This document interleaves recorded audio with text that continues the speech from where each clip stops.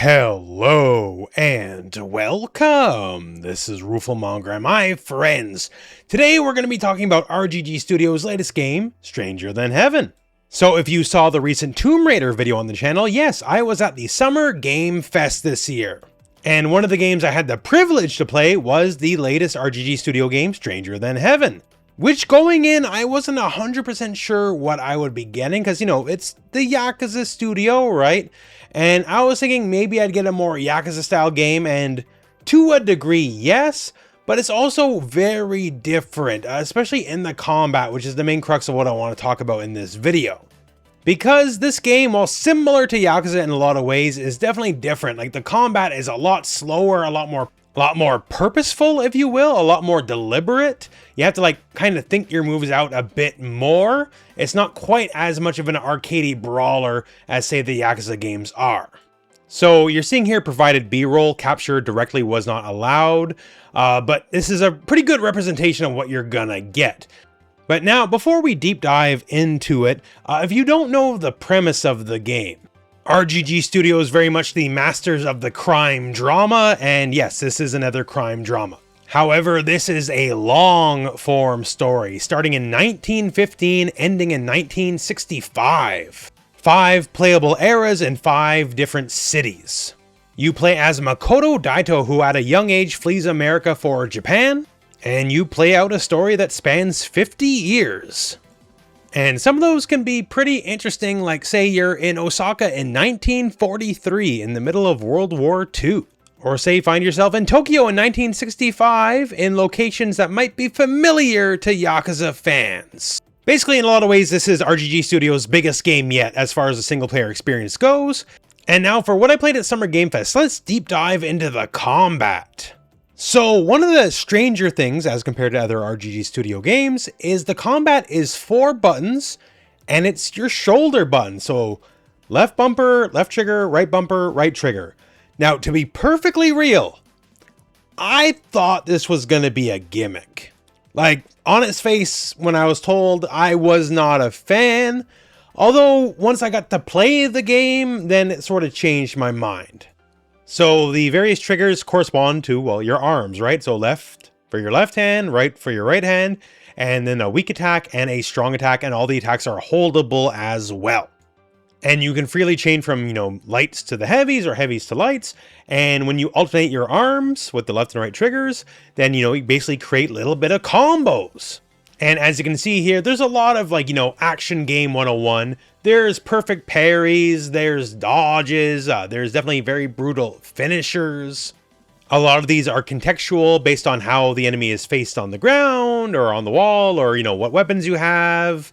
A lot of it just is based on the environs or even what they're holding. It's not in the footage I have here because this is B-roll. But I did manage to take a dude's shovel and give him the business end of the shovel in his face in a very gruesome way. This ain't your daddy's heat actions from Yakuza.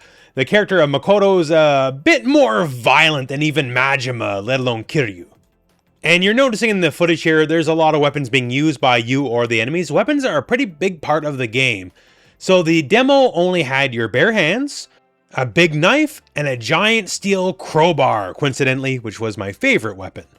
The weapons have different things they're good at. I believe in the full version of the game, there's going to be 13 possible weapons.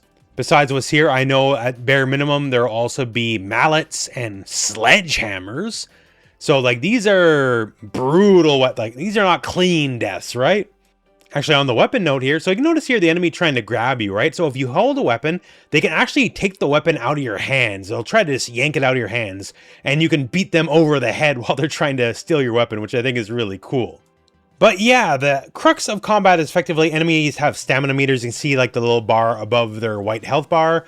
And once you get that down, you can hit them with an effective finisher or a heat action like in the Yakuza games. And yes, you can grab people as well besides just the left-right attacks. And that opens up a whole nother aspect of combat. In the build I played, granted with limited time, but it seemed like hand-to-hand combat. It's sort of like a generalist, sort of good at everything. The knife is good for fast, quick attacks. The crowbar is very slow, but also has a good amount of AoE attacks, can hit multiple people at the same time. And its charged heavy moves are the best charge heavies, because, yo, it's a giant steel crowbar. People don't want to get hit by that stuff. Like, case in point right here. Don't get hit by the crowbar. So in this B-roll footage, this is a different era. This is later in Makoto's life. But it goes to show there's a lot of enemy variety, like the big boys here. So big boys don't necessarily take as much stagger damage. It's more difficult to move them around. They're definitely a bit of a health sponge as well. It takes a lot of hits, at least in this demo, to knock out the bigger characters.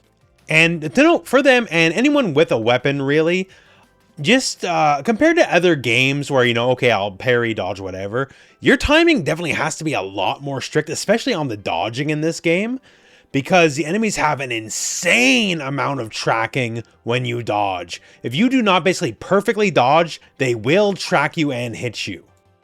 There may be difficulty sliders on this, although I'll say I like that a lot. Like, it forces you to be more crisp than the usual action game does. I enjoy a good challenge, and I got a pretty good challenge out of these fights, especially the last fight. So here, this area was another area of the demo. I believe this is 1965, so the latest point in the storyline, so our hero's even older yet. And this is a one-off boss fight.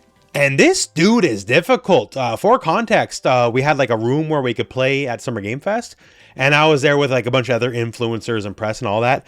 And only 2 other people besides myself actually beat this boss before our time was up.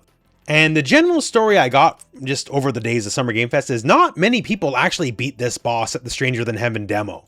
So again, there's a good amount of challenge in this game because it's less arcadey than the Yakuza games, more deliberate. So you really got to think some things out.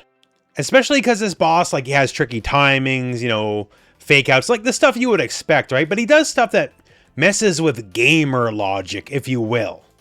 Like, he can fake being stunned, he can command grab you, and by the way, this does like 80% of your life, so if you're not full life, you will instantly die. And I did instantly die twice with this move.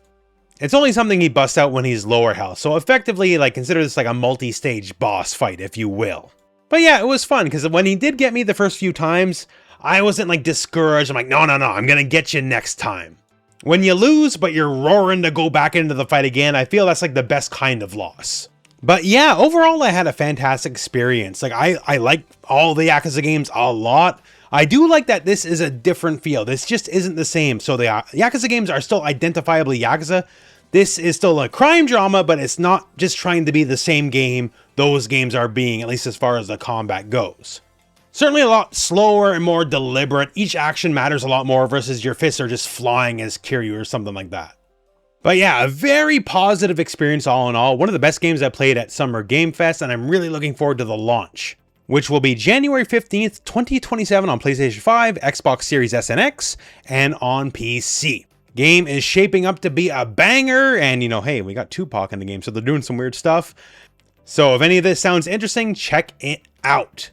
RGG is working on this and the new Virtua Fighter at the same time, so for me personally, RGG Studios is kind of my favorite people right now. But anyways, my friends, that is it for me, and that is it for the video. So thank you very much for watching. Hope this video has found you well, and go out and play some Stranger Than Heaven.